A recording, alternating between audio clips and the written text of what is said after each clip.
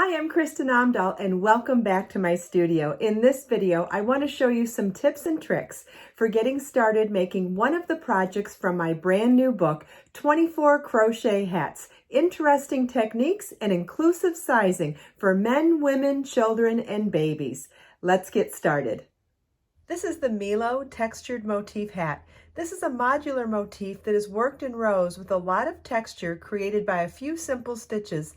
The pattern sizes range from babies through men. The invisible join for the seam of the hat is an unusual seaming technique that alternates folding right sides together and then folding wrong sides together on alternating motifs to balance the texture. You will need a size G6 4mm crochet hook or whichever size needed to obtain gauge. And you'll also need number 3 DK weight yarn. This hat is shown in Biso baby yarn. This is color platinum, and you'll need 1, 2, or 2 balls of yarn depending on which of the 4 sizes you'll be making. The hat begins with making one of these little square motifs, and in today's video I'm going to show you how you add the extra motifs to the original motif without cutting yarn between motifs. We start with motif 1. In the pattern, you'll find detailed schematics per size and detailed charts along with the written instructions.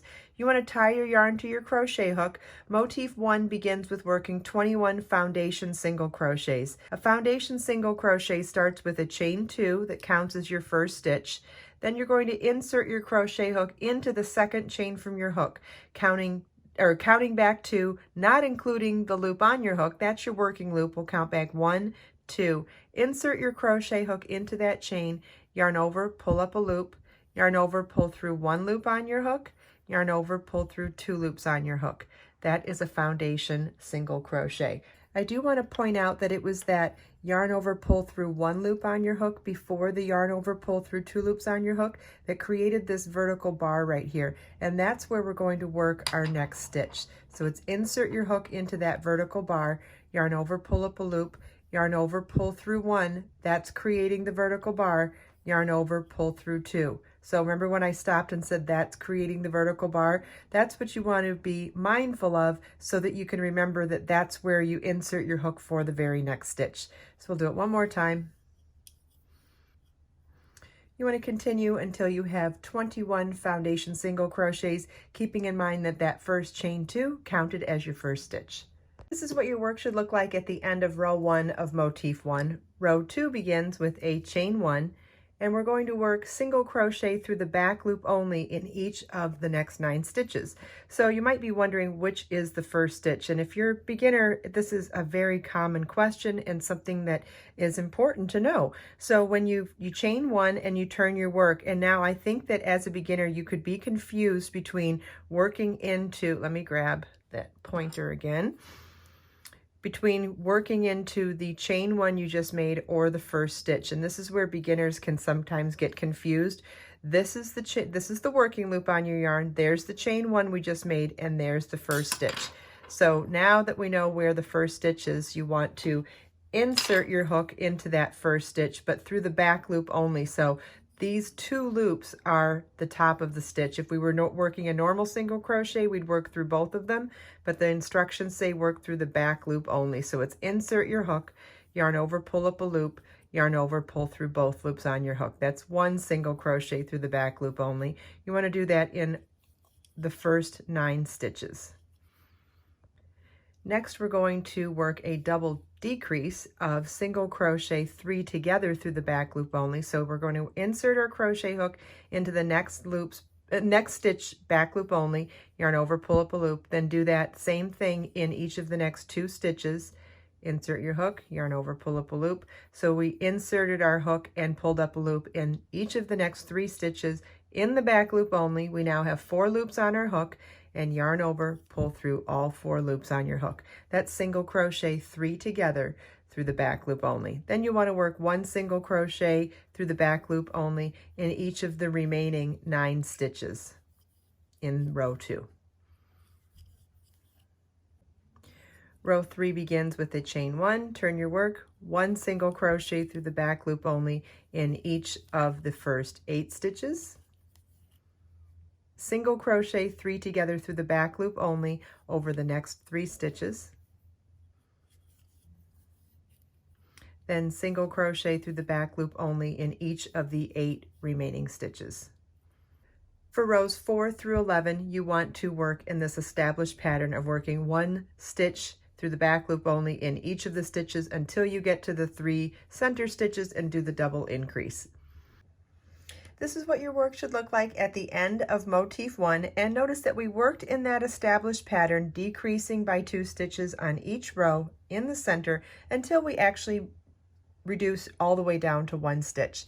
Now the second motif is worked a little bit differently because we don't need to start it from scratch. We're going to start the first side of it along the edge of the last motif, and that way we'll be joining it as we go as well as making the next motif. So row 1 on motif 2 is chain 1, and then we're going to work 10 single crochets evenly spaced along the end of the previous square. So we'll just insert our crochet hook into the edge, yarn over, pull up a loop, yarn over, pull through 2. I'm going to do that for a total of 10 stitches.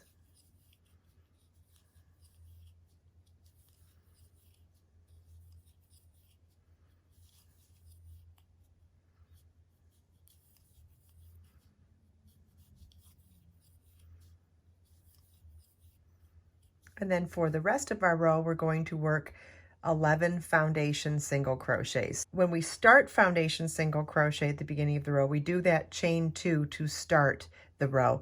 When we're starting foundation stitches in the middle of a row, you can insert your crochet hook into the previous stitch to place the first one. So we'll insert our crochet hook into the side of the last single crochet made, yarn over, pull up a loop, yarn over, pull through 1 loop on your hook, yarn over, pull through 2 loops on your hook. That's our first foundation single crochet made. And that yarn over, pull through 1 loop on our hook portion of it created that vertical bar, and that's where we're going to work our second foundation single crochet. And we want to do a total of 11.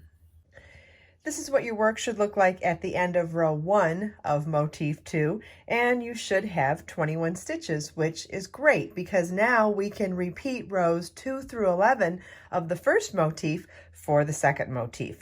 This is what your work should look like when you have 2 motifs joined.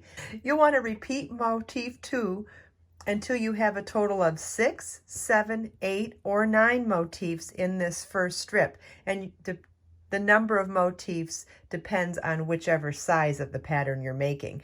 The instructions are the same for any of the extra motifs along that first row. What's different is when we go to work a next row of motifs, how we begin the first motif on top of the first row of motifs is a little different. So let me show you how we begin motif 7, assuming that we're making the smallest size, which would mean we would have 6 motifs along here.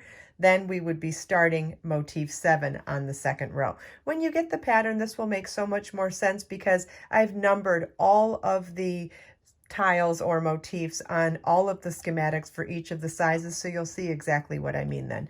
Okay, so the first motif on the second row of motifs, or motif 7, as I said, we're going to be starting that motif with a chain to come up here and then work our row along the edge. So we start by chaining loosely 11 chains, then single crochet in the second chain from your hook. That's the working loop on our hook. Chain 1, chain 2, work a single crochet in that chain and in each chain across. And then you want to work 11 single crochets along the end of row of the previous motif. This is what your work should look like at the end of row 1 of motif 7.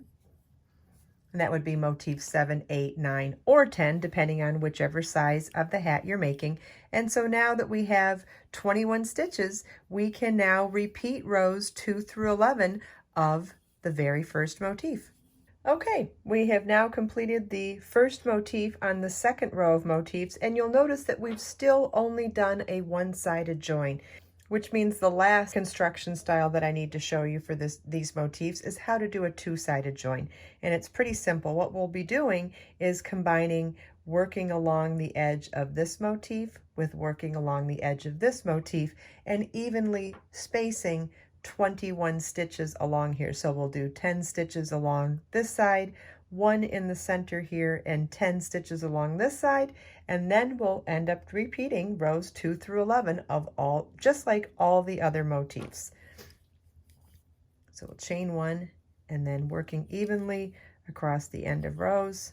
We'll work 10 stitches along this side, and then I like to place 1 stitch right in the center, and then we'll evenly space 10 stitches along the second side, so that 10 plus 1 plus 10 will give us our total of 21. There we go, and now we have our 21 stitches, and now you just want to repeat rows 2 through 11 the same as all of the motifs. And you want to refer back to your pattern to see how many motifs per row, how many rows of motifs you need in order to complete this gorgeous hat. Now also keep in mind this stitch pattern is absolutely gorgeous for any two-dimensional pieces as well. You could make a scarf, a rectangular shawl, you could make a cowl, you could also make an afghan with this. I think that you are not limited to just making a hat with this stitch pattern. It would be gorgeous for a bunch of other projects as well. I hope you enjoyed this video. If you have any questions at all, please leave them for me in the comments. And everything we talked about today is linked in the video description below. Let us make time to create, share, and inspire today and every day. I'll see you in the next video.